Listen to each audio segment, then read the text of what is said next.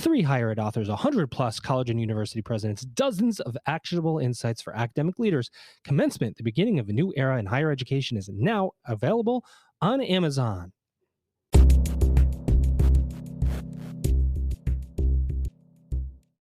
Welcome back, everybody. It's your time to EdUp on the EdUp Experience podcast, where we make education your business. Dr. Joe Salustio back with you on another episode.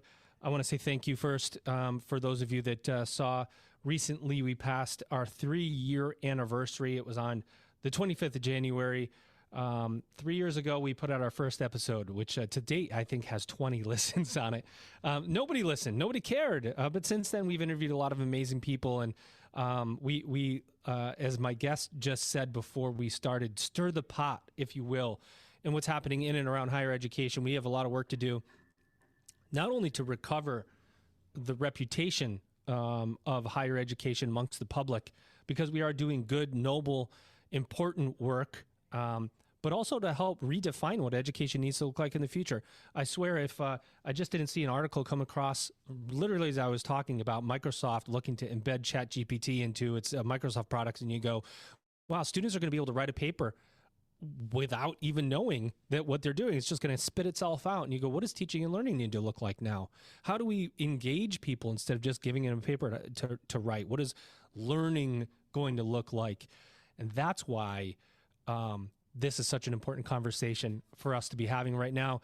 Of course, you know, I always bring people with me, and I've got one, we can consider him a regular now. I've known him for 20 years. Here he is, ladies and gentlemen. He's Joe Linhart. He's Senior Account Executive for Higher Ed Marketing at Advanced 360 Education. Joe, welcome back. Thanks, Joe. It's good to see you. Always excited to be hi, back. Joe. Hi, Joe. Thanks, Joe. Joe, how are you, Joe? And, you know, if we'll just go back and forth like that. That'll work. Hey, man, what I want to say about you, Joe, is if anybody doesn't know, you do these leadership videos on LinkedIn, giving today's higher ed leaders a tip or two in your 1 minute to 3 minute videos. How's that going? It's going great. It's been a blessing, really. You know, somebody who's been in leadership for the last 30 years or so, mostly in higher ed, you know, now in a little bit different capacity. We'll talk about that. And how many years? Too far from it. Love it. How many years? How many years did you say? 30. Wow. Yeah. A long time, dude.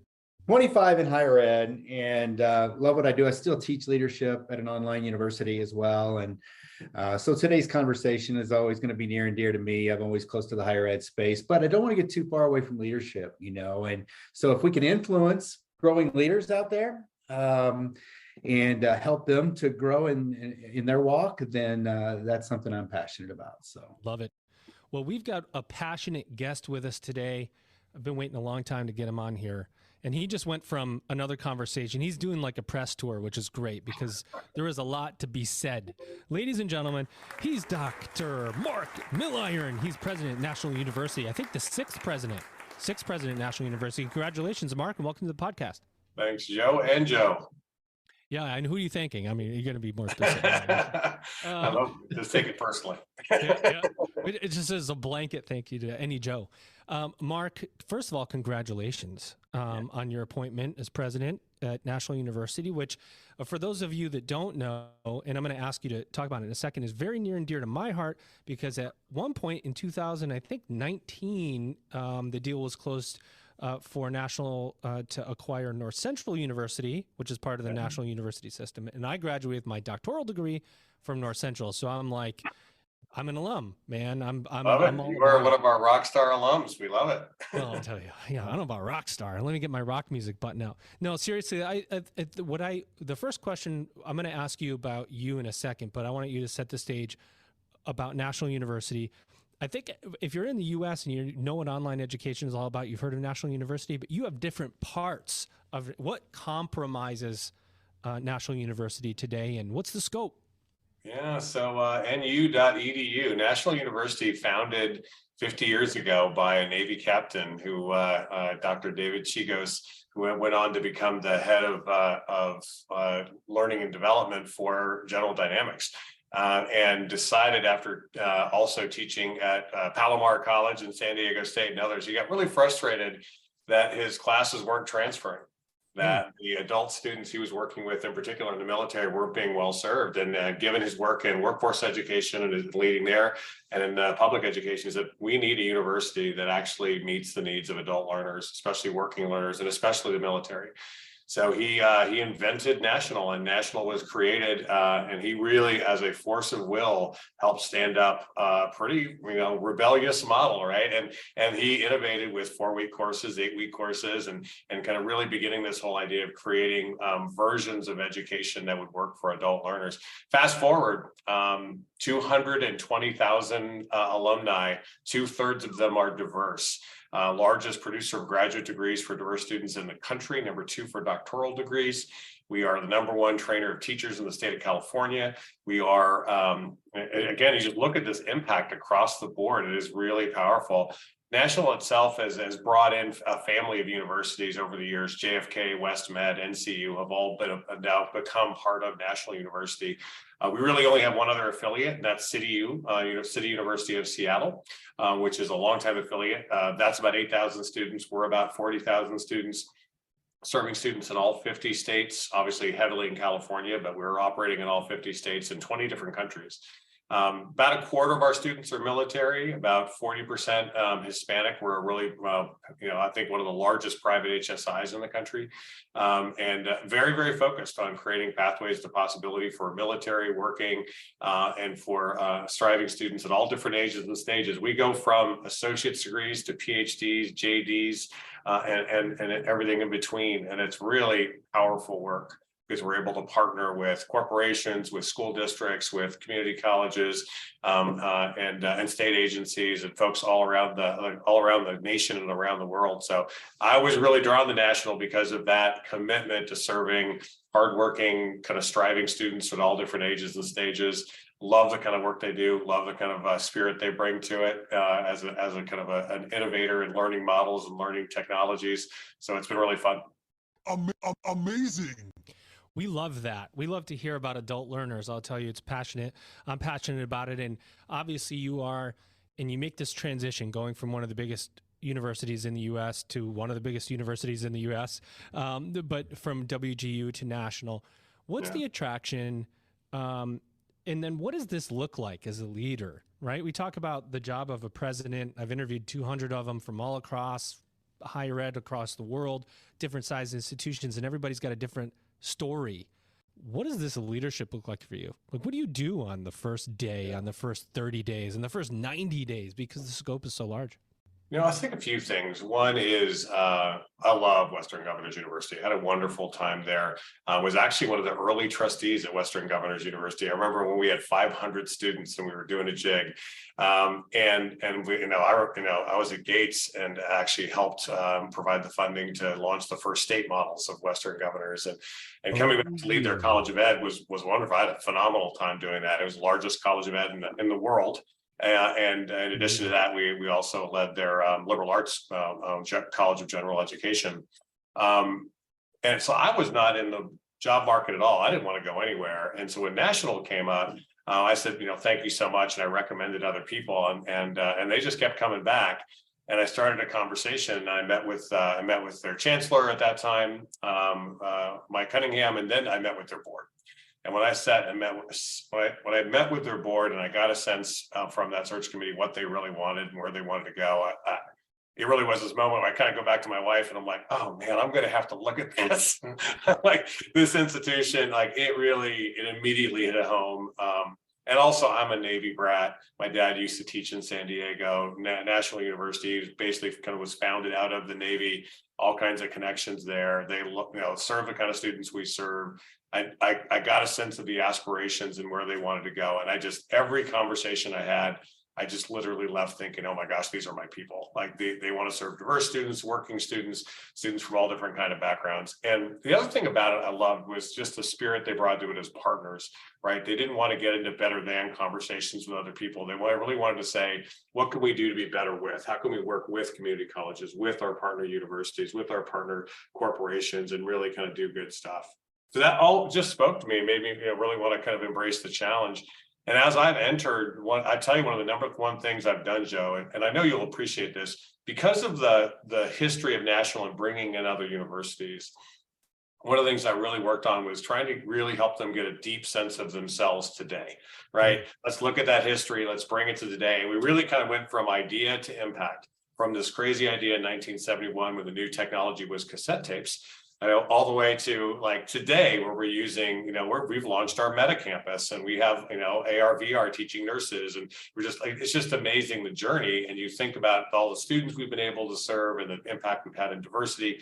So I tell you, one of the first things we did was like really do that roll up of from idea to impact. Let's get a real sense of what our 7 schools and colleges are doing, what kind of impact they're having, and let's claim our space. Let's talk about ourselves as that kind of innovator in the space and enter the dialogue about how that stands up. And then just really launch a learning tour and really learning about the great stuff happening, our partnerships with Amazon, partnerships with CVS, our work with, like I said, with augmented reality and virtual reality, the work we're doing with the defense industry, our cyber program, which is amazing, our law school, which is amazing, our marriage and family therapy, our counseling stuff, our PsyD program is, and a lot of people don't know that National is over 50% graduate degrees, and the other 50 is the associate and bachelor's. So it really is this kind of diverse set.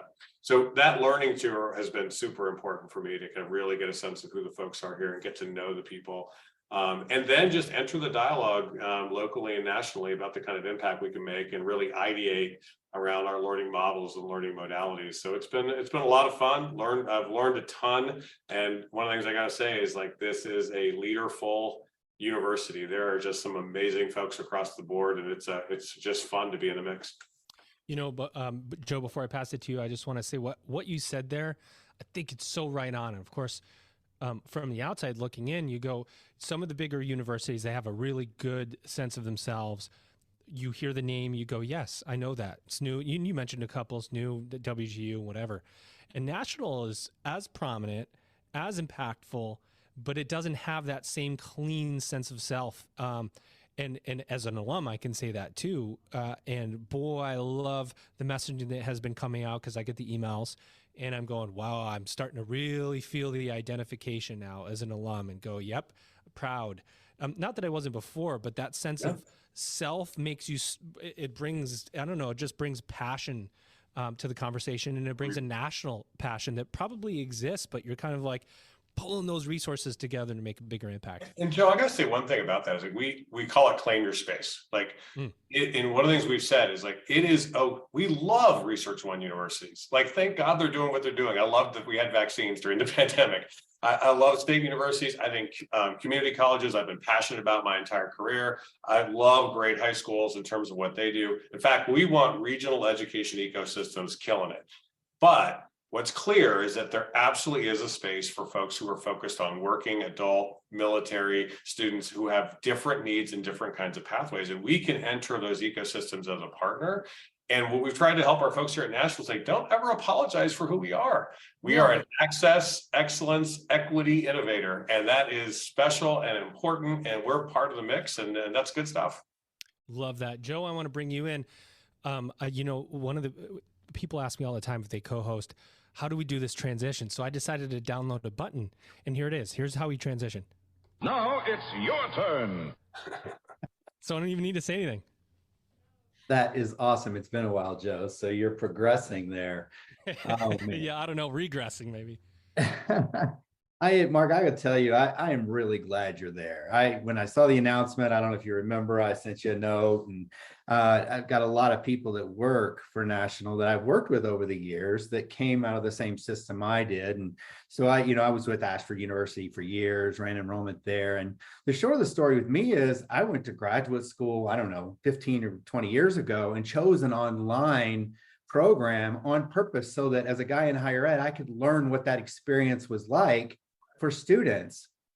Well, today I'm teaching a program online as well. And the reason I tell you that is because I was reading an article this morning. I think it's a Bloomberg article that they did a Q&A with you, right? It's a work shift, I believe. Yeah. And it was really great. I started to read and I could resonate with some of it. And one of the questions I wrote down out of that, I wanted to ask you, is how you talk about how students tend to stay within this ecosystem regionally. I wonder if you could kind of speak to that, what you mean by that. So what when you look at even online students, the majority of online students in this country are taking an online program from an institution that's within 50 miles of where they're living. Right. So even if they're doing online, they're often doing it within an ecosystem or within a region. So one of the things we say at National is, we've got really strong partnerships with our community college. But we're one of the, I think we're the top transfer institution in the state of California for privates. Very strong relationships with military, very strong relationships with corporations. We have to enter and be as a partner in that ecosystem so people can see us as part of it, as a part of the partnership. And part of it is because, people, especially first generation low income folks, that sense of you're in our community, you're of our community, and you're not the other, right? You're not some strange predator from beyond. And I got to tell you what I think a lot of folks in this space are looking for places with a few things. One is good academic credibility, strong programs that they can respect and feel like they're a part of. Two is they want somebody who can really flex and meet their learning needs and understands the fact that, hey, 4-week courses are perfect for me, or different kinds of learning models. True. But third is they want to trust you, right? They want to trust you, and part of that trust is because they want to belong. And that belonging is a really big deal. So entering and partnering and being a part of those ecosystems becomes really important, which just means, again, that's where I get really frustrated with folks who try to juxtapose and or kind of pit the NUs and the WGUs and the SNUs against, the regionals. I think truthfully, at our best, we are usually serving students at different ages and stages. I will tell an 18 to 20-year-old who wants a residential experience with climbing walls and residence halls, for the love of God, do not come to National. You will probably come to us later when you're working and you're raising kids and you need a flexible model. That's perfect for us. But if you want that residential experience, God bless you, go do it, right? And then come to us later when the time makes sense. Does that work? Makes perfect sense. And so there still is some local connection there with that community college. I love that, and the opportunities that come out of there. I was with community college once upon a time as well, and I respect what they do, honestly. Yeah. But that's that we always have in our business. I think a lot of times we made it us against them. And you said in the article this morning how it's, I'm paraphrasing, but more of a we thing. Now, let me ask you really quick, when you talk about programming, you guys crush it, at the graduate level and beyond. But there's this trend there seems to be in higher ed where more and more really respected universities are taking on boot camps and IT training and certifications. And I just wonder now, as you're leading a large university, what are your thoughts on that? Is that something that's here to stay moving forward in your view? Yes. And I'll tell you one thing. One of the first things I did is convene a group together around this idea that we are now calling in full embrace of value-rich education. And here's, I think for a long time, institutions like National were early innovators in access, trying to get people access to higher education. Then the completion agenda comes along and everyone's like graduation, graduation, graduation. And the problem is it's graduation to what end? Are they learning something of value, and are they really mapped to a career? That's a conversation you have to have. It's not just did they complete, it's is there real value? And that's where we are now is how do you, I don't want students just to get in. I don't want them just to cross the stage. I want them to suck the marrow out of their educational experience with us. I want them to absolutely have the deepest and richest experience, meaning I want a credential-rich experience, which means we should do the work of curating and connecting that learner to as many credentials that carry labor market value as possible. Yes. Boot camps, certifications, associate's degrees, bachelor's degrees, master's, whatever it is. I would love to see learners coming out with 5 industry certs, 15 badges, and a bachelor's, and that's what they got when they were here. That's credential rich. So we're now doing the mapping. We've actually pulled all of our workforce education solutions group together with all of our deans, and we're mapping every single program to figure out what are the industry credentials we can map against all of our academic programs. Second thing is connection rich. We want students to peer up. We want them to meet other folks. Even in an online world, we can create near peer relationships. We want them to get to know their faculty. We want them to get professional connections. Rarely at a commencement do I hear people wax poetic about D2L. They love their technology, but it's the people that make a difference. So we want to curate some of that. So, because higher ed can be lonely in the online space. And so can you break that barrier and make the connections more personal? We want to use technology to make human moments precious, right? Those deep connections. And lastly is We want it experience rich, meaning we want to build in, whether it's service learning, co-curricular, clubs, whatever it is, be like, oh, you can't do that in online. Yeah, you can. I mean, our IT college has some of the most vibrant clubs you've ever seen.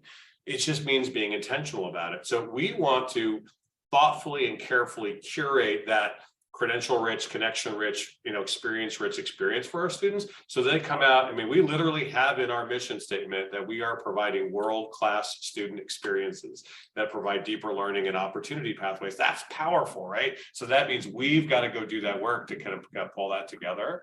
So part of that, Joe, but to your question is, we've got to figure out how we on-ramp and off-ramp some of those credentials, meaning in our partnerships, hey, guess what? We can take that community college transfer degree, right? Take that associate's degree, transfer it right in. We can take those industry certs, map them right into our degree program and let you start and get basically prior learning credit for it. We can map in MOSs from the military, map you right in. And the whole idea is we can create all these on-ramps out of these short form certs that lets you accelerate towards a degree. And secondly, we can create off-ramps, meaning you might come through and say, hey, I want to get a master's from National, but I'd love to get a DEI cert at the same time. I'd love to get a Center for Creative Leadership certification at the same time. That makes me more employable.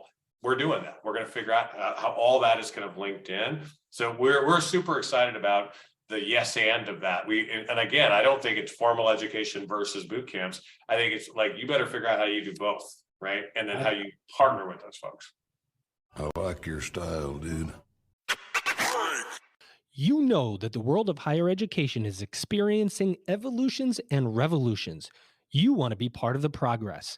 Commencement, the beginning of a new era in higher education with insights from more than 100 college and university presidents, will show you how. Get your copy of Commencement, the beginning of a new era in higher education now on Amazon right away. We think you're going to love it. It's amazing. You just said something earlier, and this kind of goes along with what you're saying. I thought I heard you say 4-week courses. Well, let's start the insanity. If you say that to any traditionalist, there's no understanding of that working in any sense.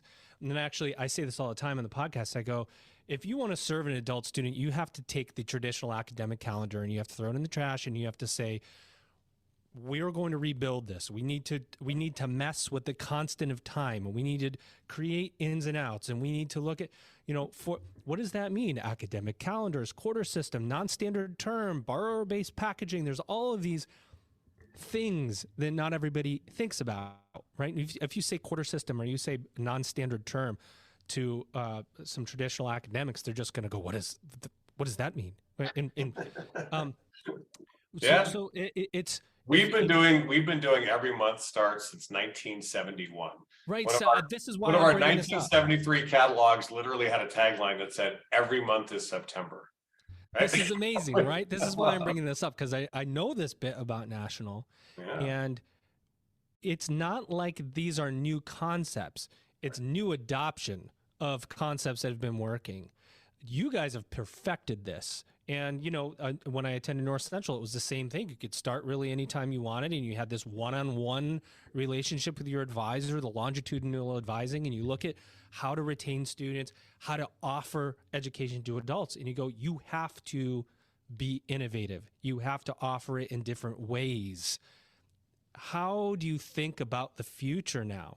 Because, embedded certificates is one. Value of a degree is in question, so the stackables help. But as well as I do, there's just this question of, should I go to college anymore? And so many of us in industry, yes, I said higher ed is an industry, in a business, we are fighting against this public perception that of value. How do you attack that now in your new role as president? I think one of the things to think about is, I hear a lot of people, I know you guys have heard people talk about forever, our whole job is to scale, right? They talk about scale. And it was interesting because when I came into National, there was a lot of conversations about, people who've been pushing the idea of, hey, we should get bigger. We got to tell our story and get out there and get bigger. Like, stop, that's goal displacement. Like, the goal is to be amazing, to be an unbelievably high quality university that deserves to scale.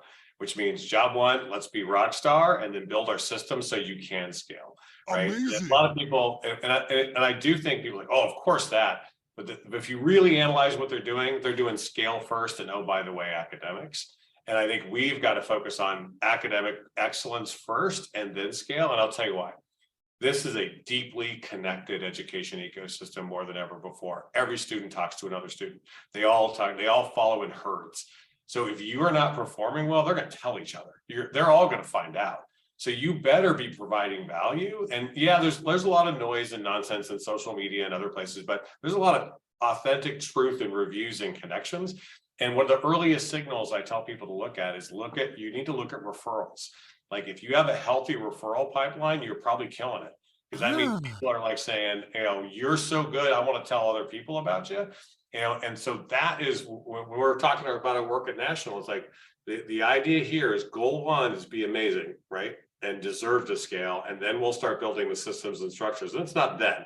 We're building our systems and structures to give us the capacity to go bigger and serve more. But that's not the first job. The first job is rockstar educational experiences. So if you do that well and you're authentic about it, your students notice it and they will tell other students. Now we have to do our job of telling our story and making sure we claim our space, all the things we were just talking about.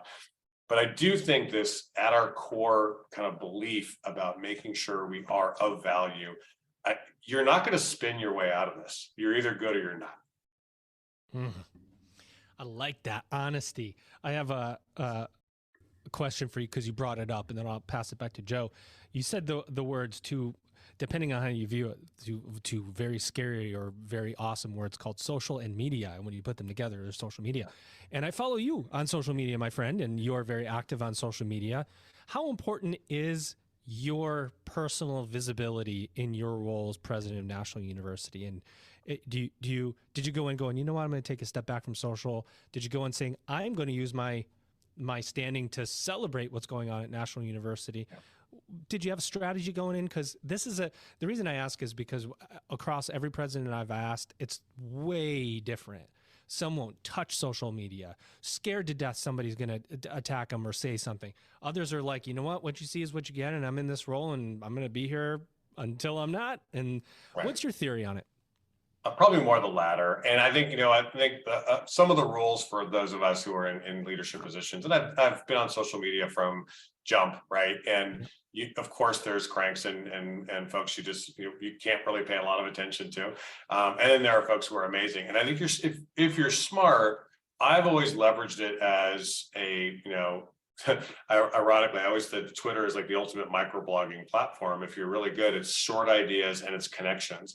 And I always tell my colleagues who are putting their toe in the water, is like, just remember, the whole purpose for you is not for you to be snarky, sarcastic, real zingers and quips. Give all that up. Like, your job in a leadership position is to connect with really sharp people and learn from them, celebrate people, and then showcase things you think other people need to learn about. And if you analyze my LinkedIn and Twitter, I will argue 98% of everything on there is that. And the other 2% of stuff I probably beat myself up over posting, right? Because I just think you focus on connecting with great people, really trying to learn from other folks and build that kind of, I stole this from a European educator years ago, this idea of a professional learning network, a PLN. You want a PLN that's tight, where you're a part of people who are just like, oh, you need to read this, you need to see this, you need to check this. And I use social media as my PLN. I get so much good stuff from there, like so much wisdom from people. And by the way, from different fields. So I'm really into like spirituality and world religion. I'm really into bioscience. I'm really into I love biomimicry right now. It's like the new thing I'm jazzed about. I love education. So pulling from lots of different sectors, you're able to kind of do some good stuff. So for me, it's a gold mine if you're going to do it right. It will be a disaster if you're really trying to win arguments, if you're trying to be sarcastic, if you're trying to be sassy, if you're trying to be a personality. Let other people do that stuff. If you want to do it, you use it as a built for purpose piece, and just do not get pulled into the other stuff. Just try not to. I love that, because you have to control your narrative, right? Somebody, at some point or something, somebody's going to say something or post something, and it's like, do you want to control the narrative and talk about what you want to talk about, or you want to be talked about without fighting back. And Well, Joe, both of you will get this because you teach in leadership programs. Is if you go into leadership to make people happy, you need to stop. like you want people to be, I want people to live their best lives and actually like be able to do their life's best work at national, full stop. But you have to make hard decisions, and you're not going to make everybody happy. You can't go into leadership. You have to figure out how to do the right things in the right way for as many people as possible. Same thing on social media, though, is like if you just want to be right, you're going to lose badly, right? You can be right and lose badly.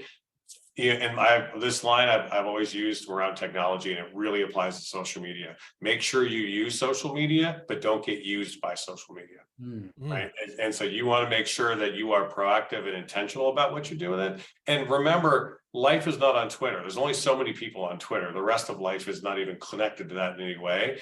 I really leverage it as a personal learning network. I've met some unbelievably cool people from all around the world who've taught me a ton of things via that. And also I've been able to stay in touch with people I've met from around the world because of social media. And I've been able to continue learning from them, like folks who are doing mental health research at Northumbria University, people who are doing, equity work and social, the real work of kind of reclamation in South Africa. Wow. Talk about just punching me in the chest when I went there.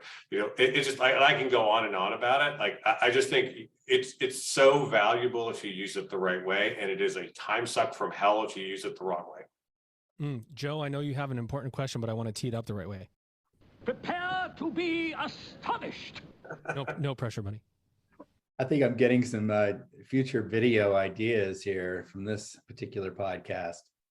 I'm curious, I want to kind of switch gears a little bit with you. I'm an enrollment guy for 25 years. That's just what's been in my blood. And now the last couple of years, I've been teaching a class, just one class. And I wanted to ask you that $1 million question that so many people ask today. We're in a different world today, and we have a lot of competition around us in the online space. And I'm curious about this topic of rigor. I know this is in your wheelhouse. It has to be from your background. I'm always asking myself this as an instructor, that balance with students that are, 45, never been to college, and here I come with some rigor, right? What's that balance like for you, in your view, for online instructors and online students? People seem today to want to bail when it gets too rigorous, and they want to go to the next guy in line. And I kind of come from the school of, well, rigor is good for you as well. So what's the balance that you kind of strike? So Joe, I think I've had this conversation with a lot of faculty around learning-centered education. In my core, I think Terry O'Banion and a host of others were early kind of champions of learning-centered education. It's always stuck with me. The whole idea is whatever technology tool, curricular resource, learning instructional guide, whatever you're using to try to help somebody learn something more effectively. The burning question is, does it improve or expand learning, and how do you know? Right? So the big question for you as an instructor, big question for you as a program designer, big question for me as a president is, I'm looking at our policies, our programs, our practices, and asking whether or not they improve or expand learning. And then how do I know? What's the data? That true north helps you in some way solve the rigor problem, because what you want to find is the right effectiveness and efficiency and balance at helping some people learn what they're supposed to learn, right? And then that. And I'll give you a concrete example. My daughter, when she was in high school, was being pushed. She was a rock star student, top of her class. She was being pushed to take nothing but AP courses. That high school had two other options. They had community college dual enrollment, and they also had what was called on-ramps with UT Austin. And we started, she took an AP course, and what we found is, unfortunately for her, that AP course was a whole lot of work that felt like legitimation. They were just trying to justify you getting a college credit. It was nonsense for the kind of, it was the amount of work she had to do for that one course, like for the learning outcomes she was going to get. And part of me says she already knows 90% of this because it was writing, and she was a really good writer. I'm like, this is ridiculous. I said, you could be taking a community college course or even the on-ramps course at UT Austin. It would be half the amount of work, and you would have better learning outcomes, because they're just busting your chops to prove they're a college course, right? It was rigor without outcomes. So we flipped, and she ended up taking community college courses, on-ramp courses, and she ended up taking 1 or 2 AP courses specifically because of teachers that were teaching it and the way they taught it. But she didn't just lean on rigor for rigor's sake, which what some people lean into. That's the real conversation is people like sometimes mistake activity for outcomes, right? And for me, especially with busy learners, are there other ways for them to learn this in a way where they don't have to do the kind of drill and kill stuff that other people would do? Are there deeper, richer ways for them to learn this and more effectively that meet them where they are and take them where they need to go? All that being said, learning is the goal. If they do not master the content, then they do not progress, right? I always tell people, coming out of Western governors, I would always talk about, you do not want a nurse who got C in phlebotomy pulling your blood, right? I want somebody who's mastered the content, baby. I have to tell you, I totally agree with you. I will carry your advice with me as well, because, you as an instructor, you balance this idea of, I want to crush it on my surveys. I want satisfaction. I want them to do well with their grades, but I don't want to give it away. That's not why we're here. And so I continually seek that balance. I want to ask you really quickly, I know we got to watch the clock. This issue of AI, I just wonder from your chair, when you start to think about AI coming into the classroom, whether we want it or not, what does that look like to you in your mind in dealing with artificial intelligence? So I'm a big believer in this notion of, and I've heard it phrased lots of different ways, right? Early in the rise of the internet, everyone talked about high tech, high touch, right? More recently, I think David Epstein in the book Range, powerful book, by the way. I think every educator should read the book Range, especially if you care about liberal arts education.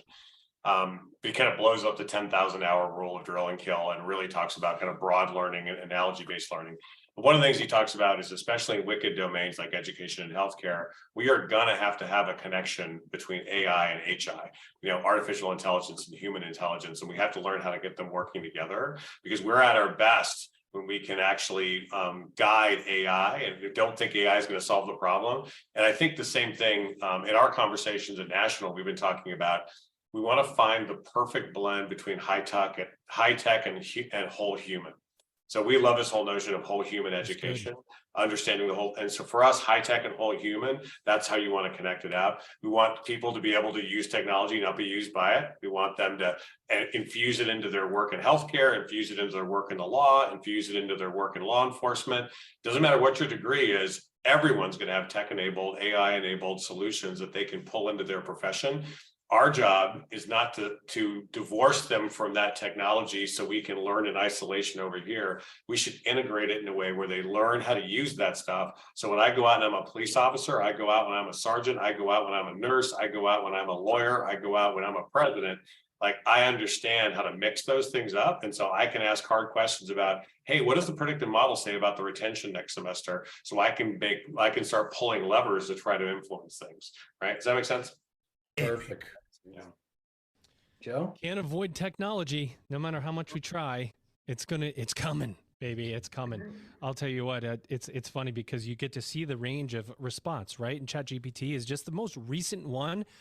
I mean, it's funny when people are like, oh my God, do you believe this? And it's like, well, you're probably using some program that does AI. It's just not being. It's so funny because I still remember people were freaking out about the ability to use GPS to chart your course on a car, and now it is so much like breathing air and water. Everyone uses GPS to get from point A to point B, no matter if you're using Apple Maps or Google Maps or whatever else it is. It's just so normal. This path from novel to normal is so funny to watch, because you see, like, I almost call it the Kubler-Rossian adoption curve, where it's like denial, anger, bargaining, depression, acceptance, right? Like, all stages are happening right now. We're in this mix between denial and anger around ChatGPT. That's really funny. Hey kids, it's the internet. I'll tell you what, it's a changing world, that's for sure. And what I love about what you're doing, and by the way, you speak so well about it. You've got your message is so honed, and it's not like you're honing the message. You truly believe it. Oh, yeah. And that's what I love about you. And I've listened to you and follow your work and so on. And I know that you're going to take National to the next level. There's absolutely no question in my mind. It won't be me. It'll be this team. I got to tell you, this team is amazing. I have 7 rock star deans, an unbelievable head of our workforce. Chris Graham's amazing, killer provost. I mean, I got to tell you, team here is phenomenal, and it's going to be a whole lot of week. I was in good trouble over here. Good. Well, we like to finish these episodes with the same two questions for every guest. Number one, what did we say about National? Can you give us your next speaking gig, the next program coming out, anywhere or anything or anyone you want to talk about? It's basically your couple of minutes to say whatever you want about the work that you're doing and what's happening at National. And then secondarily to that, or you could take this one first if you want, what do you see as the future of higher education? Yeah, I'll combine them into one. I think the work of National in the coming months and years is going to be around this kind of visioning of a new possible. We think the pandemic probably punched a lot of people in the gut and actually was beyond tough for a lot of people. Obviously, we lost faculty, we lost students, and a lot of people lost friends and family. But it wasn't just the pandemic, right? It was the combination of the social justice challenges, the political upheavals. It was a crazy last 2.5 years. And I think education's coming out of that. And we have a moment of where we can either snap. Everyone's like, oh, let's go back to normal. Normal wasn't working for a whole lot of people. And I don't think new normal is enough. New normal is offering your either something online or offering it at night. That's not going to work.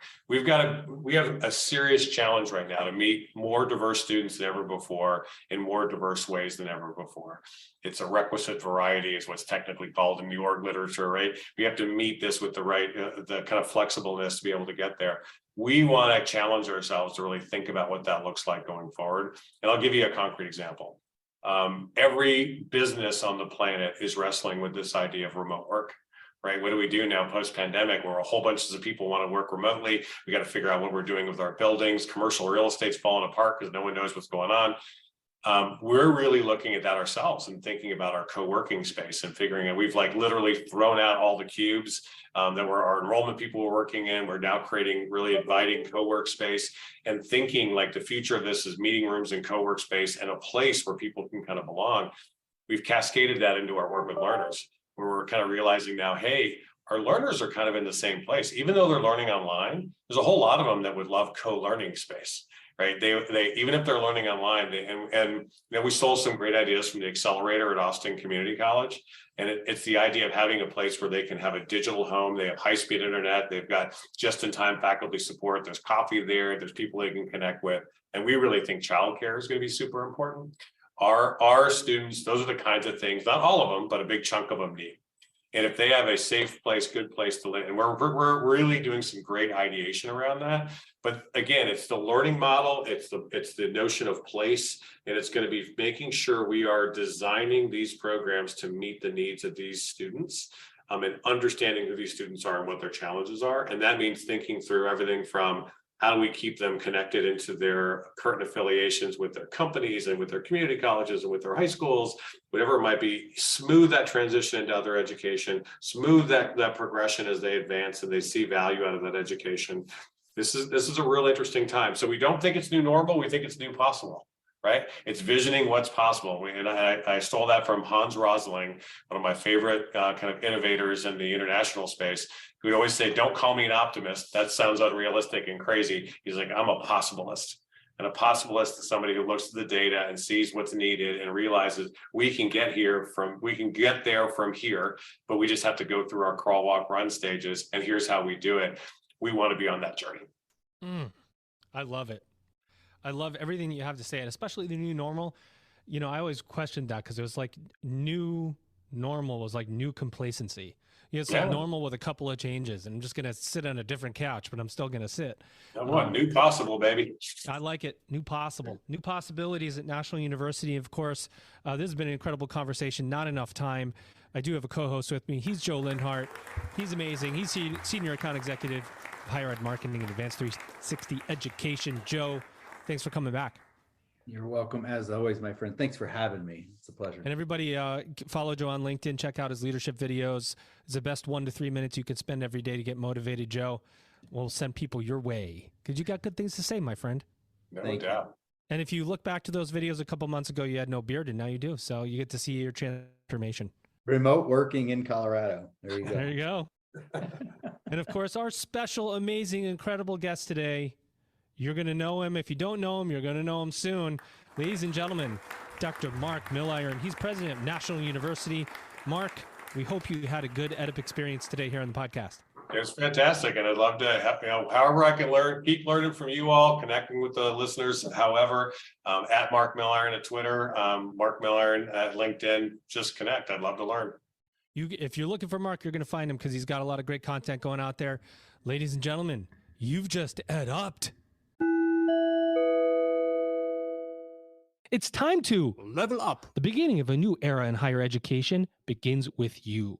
Order your copy of Commencement, The Beginning of a New Era in Higher Education by Kate Colbert, Dr. Joe Salustio, with contributions by Elvin Freitas.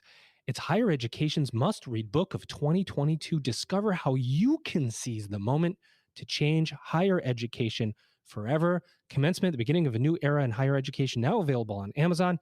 For bulk orders, contact Kate, Joe, or Elvin